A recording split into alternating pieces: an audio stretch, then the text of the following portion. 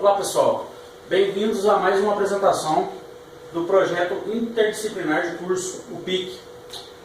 Desta vez abordaremos o tema a indústria automobilística, os reflexos das crises econômica, energética e política no país. Bom, nosso trabalho ele pretende apresentar os problemas relativos a estas crises, bem como o seu impacto na indústria automobilística. Obviamente, diante de tais crises, o governo teve que tomar algumas medidas para que a indústria não sofresse tanto. Podemos dizer que o encontro dessas crises mostrou-se mais intenso no início deste ano. E também, obviamente, não foi apenas a indústria automobilística a única a sofrer com esses acontecimentos. Os demais setores da economia também foram impactados pela crise econômica de um modo geral. Com o crescimento do PIB a passos curtos, o desenvolvimento da indústria ficou prejudicado, e ainda mais por sofrer a chamada desindustrialização, que se faz presente hoje no mundo inteiro. Somado a isso, podemos dizer que em 2014 teve o fato da seca no Sudeste, que levou a tão comentada crise hídrica, onde os reservatórios das principais metrópoles econômicas do país perderam um grande volume de água. No caso de São Paulo, lá o reservatório do Cantareira, então teve que ter algumas medidas de austeridade em relação ao consumo da água que foram impostas para a população. Então, como o principal meio de produção da energia elétrica do país provém das usinas hidrelétricas, a falta de água prejudicou bastante a produção, tendo o governo apenas a opção de apelar para a produção complementar usando a energia gerada pelas termoelétricas, que por sua vez é bem mais caro. Diante disso, houve um aumento do custo de produção, esse que foi repassado para toda a população. Ainda temos que somar a essas crises citadas a crise política, que forçou o governo a fazer ajustes fiscais para corrigir alguns abusos e distorções dos direitos trabalhistas e da Previdência Social. O aumento do preço dos combustíveis e da energia elétrica causaram uma queda muito grande da popularidade do governo federal. Então, na indústria automobilística, o que aconteceu? Aconteceu os cortes e demissões que foram anunciadas para manter a indústria ainda de pé. E perderam também a força por falta de recursos do governo federal, onde eles podiam ter usado o IPI, mas não puderam. Então, a seguir vocês verão cada uma dessas crises mais detalhadamente.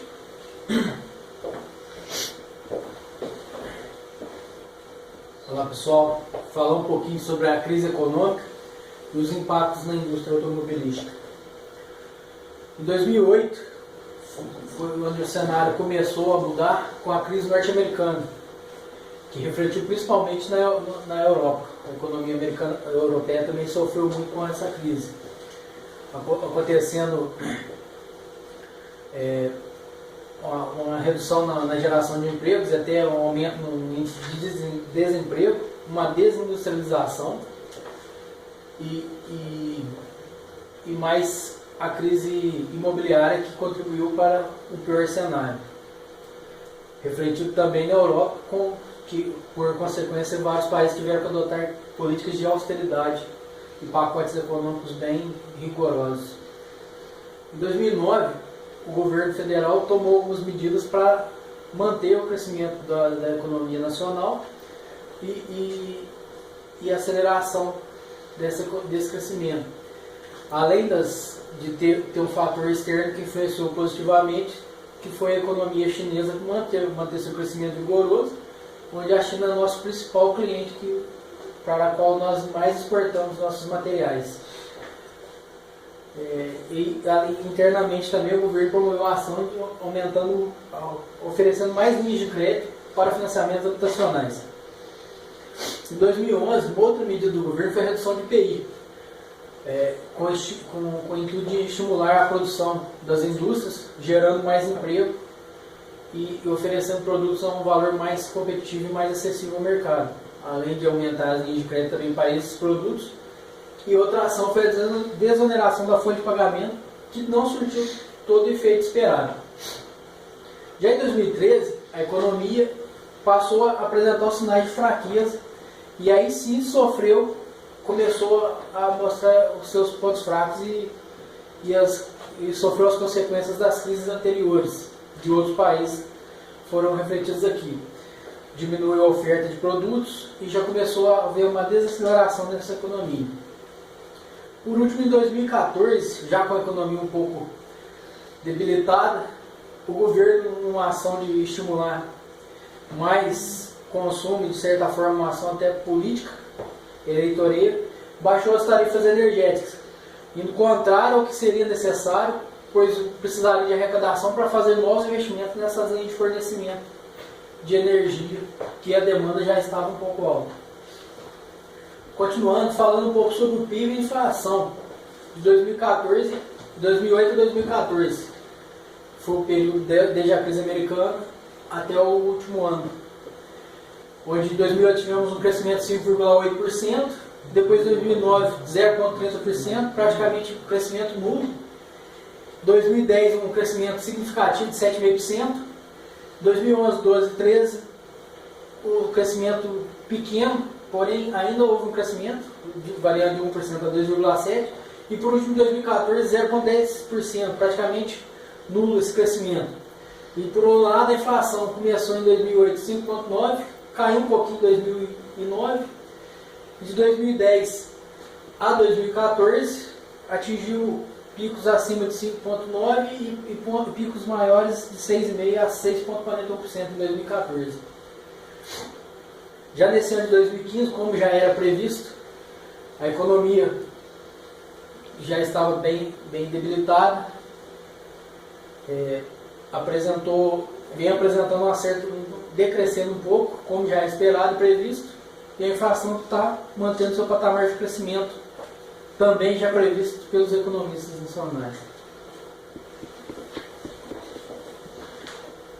Bom, vou falar um pouco da crise energética. É um outro agravante nesse fator. A crise energética encontra fundamentação essencial no problema da estiagem. A partir de 2014, o Brasil, sobretudo o Sudeste, principalmente o estado de São Paulo, passa pela pior seca dos últimos 70 anos. A crise hídrica provoca grandes problemas no setor energético. A água potável, como necessidade básica para consumos, também é um grande problema.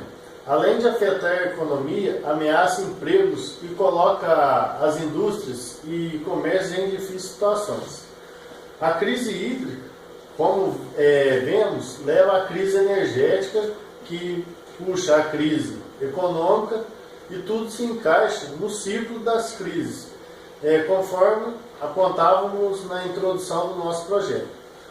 Com o aumento de energia para compensar o uso das térmicas, o consumidor sofre com os altos preços, ao mesmo tempo em que a indústria se vê forçada a recuar na produção e, eventualmente, com consequência direta, realiza cortes de gastos e demissões. O Sudeste, como grande responsável pelo alavancamento da economia nacional, quando afetado pela seca, questiona a falta de planejamento para cenários como estes, em que a dependência do clima pode simplesmente levar a situações que chegam à beira da irresponsabilidade da administração pública. O governo garante que o empenho de novas fontes para que se evite uma dependência excessiva das fontes hidráulicas e a variação climática bruscas, como se nota em casos de estiagens prolongadas e as térmicas com alto custo na geração repassada ao consumidor e danos ao meio ambiente. Deste modo, sinaliza algumas variações no modo de análise diversificado para a busca de novas fontes, que garante um maior equilíbrio em tempos difíceis na utilização da energia. O que podemos concluir do cenário a respeito da crise energética pode ser resumido em 3 pontos básicos. Primeiro, a crise tem como núcleo a estiagem prolongada nos últimos anos. Então isso vem, ao longo do tempo, os reservatórios vêm diminuindo sua capacidade de água. Segundo, a crise energética é o agravamento de uma crise econômica que já estava de modo em curso. Então isso vem de vários anos. Terceiro, diante de uma situação de dependência hídrica, surge a necessidade de novas fontes de energia e planejamento para futuras catástrofes. O que isso quer dizer? Quer dizer que o país hoje não depende só das usinas hidrelétricas para gerar energia, ele depende também de outros tipos de energia para produzir energia para a população.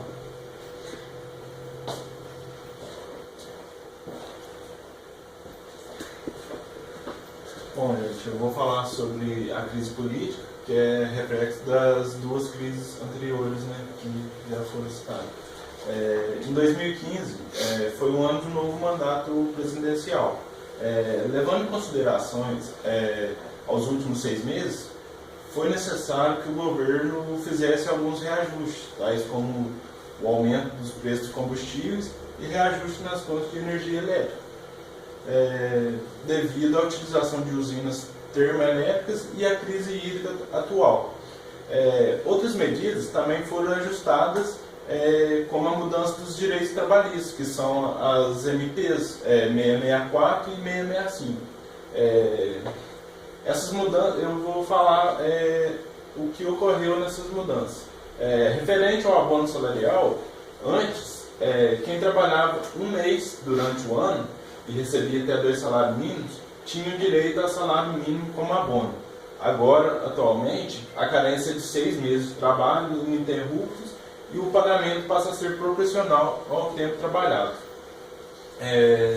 O seguro-desemprego, o que mudou? Antes, a carência era de 6 meses de trabalho. Agora, a carência passa a ser de 18 meses na primeira solicitação, 12 meses na segunda solicitação e 6 meses a partir da terceira solicitação. O auxílio-doença, o que mudou? Antes, o benefício era de 91% do salário do segurado, limitado ao teto do INSS. Além disso, as empresas arcavam com o custo de 15 dias de salário antes do INSS. Hoje, o teto é a média das últimas 12 contribuições e as empresas arcam com um custo de 30 dias de salário antes do INSS. Com essas medidas tomadas, o governo federal sofreu baixa na popularidade. Como se pode observar no gráfico, de 47%, ele decai para 13% e sobe de 7% a 60% de ruim e péssimo, considerado ruim e péssimo. Diante desse cenário, surgem as manifestações. Em relação às contas públicas, seguiu-se a onda das investigações e prisões da Operação Lava Jato. Foi aquele esquema de lavagem e desvio de dinheiro, né, que envolveu a Petrobras e tal. E que aconteceu? Foi associado diretamente com o governo ser o principal responsável. E o resumo de tudo isso, que eu posso citar aqui, é que a crise política é gerada pela necessidade do ajuste fiscal das contas do governo. E esse ajuste acarretou no aumento de preços e adequações dos benefícios sociais trabalhistas. A Operação Lava Jato, noticiada exageradamente pela imprensa, levou à livre associação de que o governo, apesar de nenhuma ligação direta, ainda provada, fosse responsabilidade direta da chefe do Executivo Federal, com pedido de impeachment. Nesse caso, visto que não há nenhuma ligação entre o governo e nem crime de responsabilidade provado, a oposição recuou o pedido.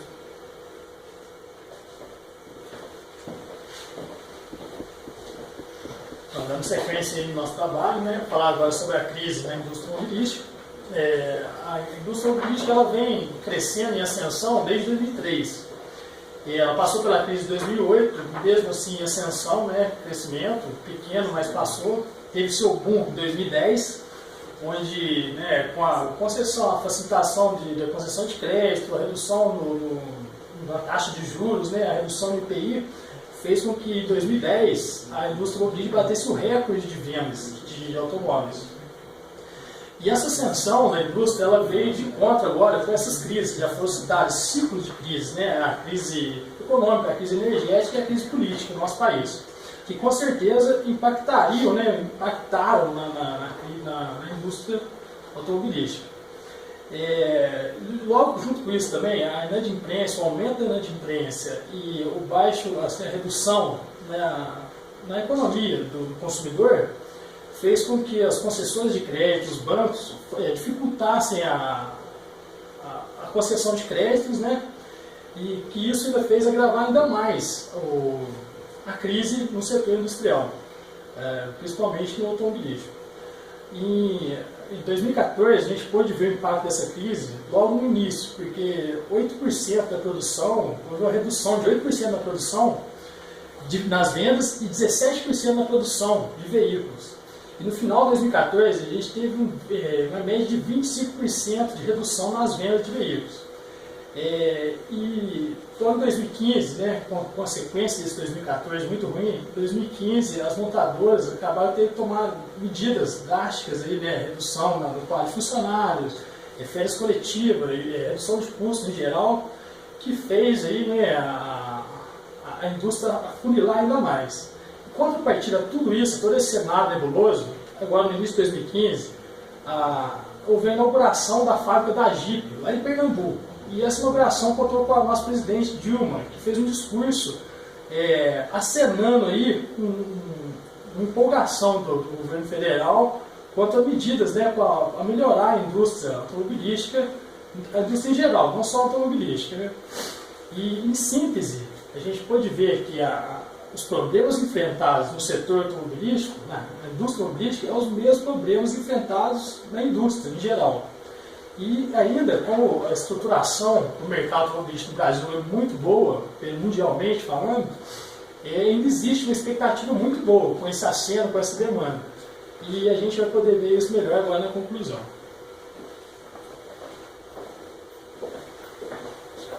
Bom, diante dos fatos mostrados anteriormente, a nossa intenção foi de analisar de maneira geral os caminhos que levaram o cenário atual das crises econômica, energética e política, e especificamente a crise da indústria automobilística. Bom, tendo a crise econômica, especificamente a crise da indústria automobilística, é verdade que decorre de um ciclo, onde uma crise leva a outra.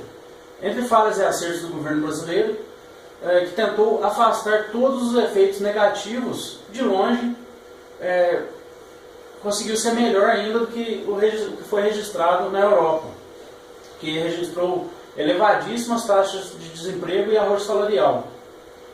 Em linhas gerais, podemos dizer que os ajustes funcionaram e nenhum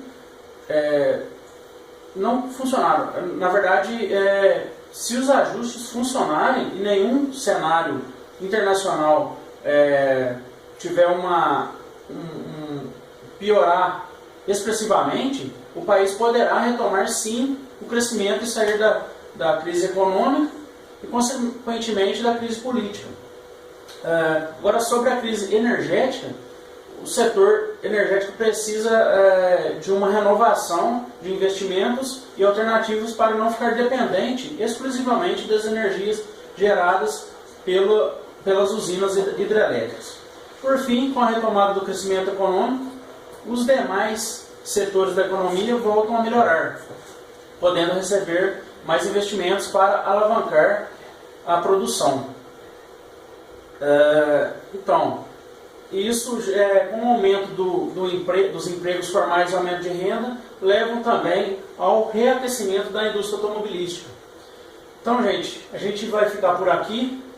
Aqui tem algumas referências bibliográficas que a gente pesquisou, andou pesquisando.